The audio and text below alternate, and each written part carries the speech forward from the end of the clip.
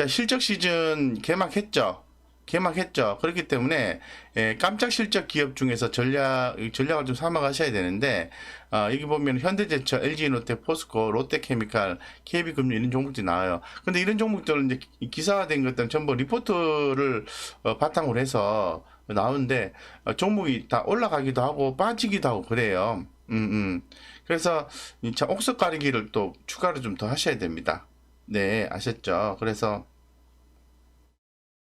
옥석 가리기를 좀 하셔야 되고요. 올라가는 건 좋다라고 보시면 되고 떨어지면은 왜 떨어지는지 생각을 하셔야 돼요. 예, 그래서 떨어지는 거는 빨리 기사에서 좋은 내용이 나왔다 하더라도 좀 돈을 빼야 돼요. 예. SK하이닉스는 긍정적인 주가 흐름을 나왔죠. 볼게요. 하나씩 한번 볼게요. 자, SK하이닉스, LG디스플레이 볼게요. SK하이닉스는 우리가 지난번에 기사 플로우를 통해서 긍정적으로 봤었는데 계속 수익이 났어요. 그죠? 올라갔잖아요. 그죠? 올라갔지 않습니까? 네, 꾸준히 올라왔어요. 네, 수익이 났고 그 다음에 LG 디스플레이. LG 디스플레이를 주목을 상당히 하셔야 돼요. 살짝 눌러주는 경우가 나올 수는 있어요. 그럴 때마다 모아가시는 전략이 괜찮은 종목이라고 말씀드리죠. 그래서 네, LG 디스플레이 예, 긍정적으로 보셔야 되고요. 현재 지금 영업이익단에서 흑자 전환을 예상하는 기업들입니다. 롯데케미칼이 최근에 좀 빠졌어요.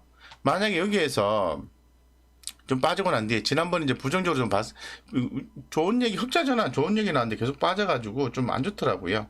근데 이게 좀 적절히 빠지고 난 뒤에 만약에 매수가 좀 들어와서 위로 방향성을 잡으면은 바로 공략이 들어가야 되겠죠. 짧게 처음에는요 어떤 종목이든 무조건 중장기로 중장기로 대응할 수도 있는데 중장기로 대응하시는 것보다는 그냥 좀 짧게 좀 하시면 좋아요. 짧게 한번 먹어보고 짧게 한번 먹어보고 그 다음에 이거를 중장기로 끌고 갈 건지를 한번 좀 고민을 해보시는 게 좋을 것 같아요.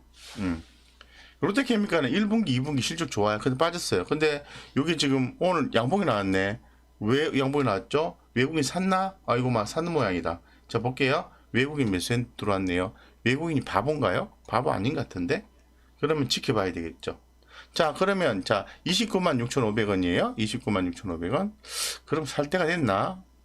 우리 입장에서 아니다. 내일 정도 지켜봐야 되겠다. 조금 더 비싸게 사는 전략을 취해야 되겠죠. 네. 그런 전략이 세워지네요. 아직은 지켜보는 관점으로만 대응하시면 될 것 같습니다. 네, 그렇게 되고요. 볼게요. 네. 자. 종목이 또 그 다음에 S-오일, 포스코. 자, 포스코. 자, 포스코 같은 경우 철강이 대표적인 종목이잖아요. 자, 철강주 같은 경우는 지속적으로 관심을 갖고 대응하는 게 좋겠다라고 말씀을 드리겠습니다. 지속적으로. 그래서 포스코.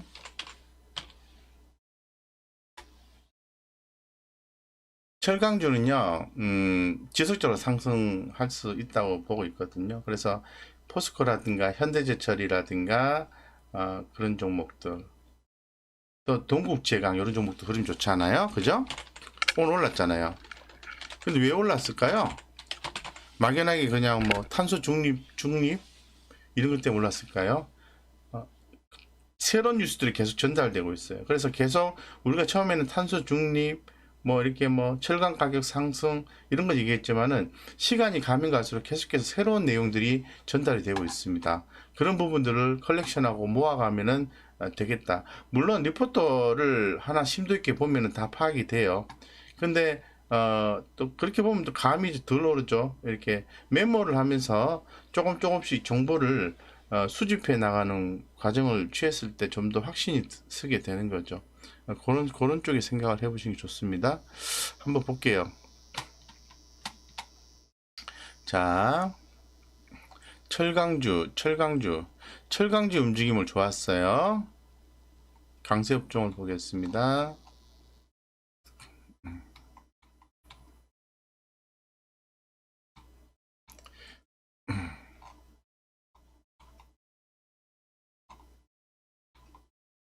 네, 이겁니다. 자, 정리를 했어요. 자, 보시면요.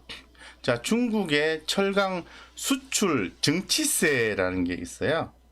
증치세, 이게 뭐냐면 부가가치세 개념이라고 합니다. 저도 사실 제가 세무사는 회계사가 아니기 때문에 자세는 모르겠습니다만은 중국 철강 수출 증치세 환급이란 게 있는데 이런 부분과 미국의 인프라 투자 기대감 형성에 의해서 철강주가 주목을 받았다라고 얘기를 하고 있습니다. 증치세, 수출 증치세 이 부분에 대해 감이 잘 안 오시죠?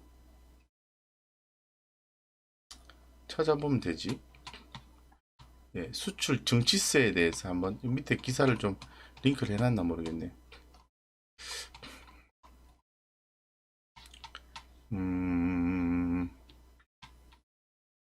볼게요.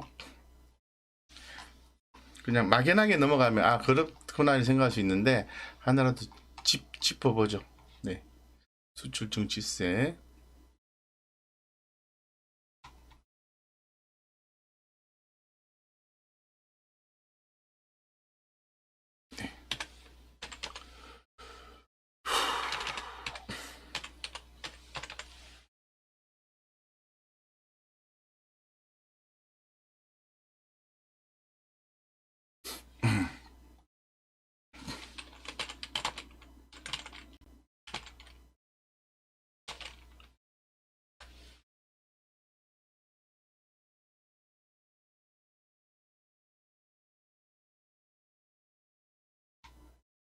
자, 요 기사인데요. 한번 볼게요.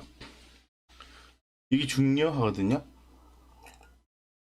자, 결론은 한국의 철강주들이 수혜를 입는다라는 게 주 내용이에요. 그래서 해당 개념적인 내용을 잘 이해를 못 하신다 하더라도 중국의 수출 정치세 환급이 된다라는 것은 결론적으로 긍정적이구나 라고 생각하시면 돼요. 예, 긍정적이구나 생각하시면 됩니다. 그래서 볼게요. 자, 중국이 철강기 수출에 대한 증치세, 부가가치세라고 합니다. 부가가치세 환급을 축소할 움직임을 보이면서 돈을 적게 준다는 거죠. 그러니까 중국이 철강제를 수출을 하면은 세금 혜택을 수출을 하고 나중에 세금을 환급을 시켜줬다고 얘기를 해요. 근데 그 환급금이 줄어드는 거죠. 축소하게 되면은 국내 철강 업계가 움직임을 보이면서 국내 철강 업계가 주목하고 있다고 얘기하고 있습니다. 그래서 최근에 수요 회복과 공급 부족으로 철강 가격 상승이 지속되는 가운데 이번 조치가 국내 업계의 철강 제값 추가 상승을 촉발할 수 있다는 전망이 나오고 있다는 거죠. 결론적으로 철강 제값의 추가 상승을 촉발할 수 있다는 전망이라는 거죠. 네. 끝. 중국은 일부 철강제 수출에 대해서 정치세 13%를 환급해주고 있다. 이는 자국 철강사가 10% 이상 저렴한 가격으로 수출할 수 있게 해 사실상 수출 보조금이다. 이번 정치세 환급률 조정은 탄소 중립을 위한 조강 생산량 축소를 유도하려는 차원에서 분석된다. 중국이 탄소 중립을 선언을 했거든요. 그래서 생산을 축소하려고 하고 있습니다. 축소를 하려고 하면은 혜택을 줄여야 되겠죠. 그게 바로 한 일환으로서 정치세, 부가가치세, 환급금을 돈 돌려주는 걸 적게 주겠다는 거예요. 그래서 국내 기업들의 철강값이 올라갈 수 있겠다. 뭐 이렇게 해석이 된다고 합니다. 예, 그렇게 해석하시면 될 것 같아요. 그래서 지금 정치세에 대한 부분들 제가 오늘 좀 중간에 좀 정치세에 대한 부분들 이 부분이 영향을 좀 받았다고 말씀을 좀 드릴 수 있을 것 같고요. 예. 그래서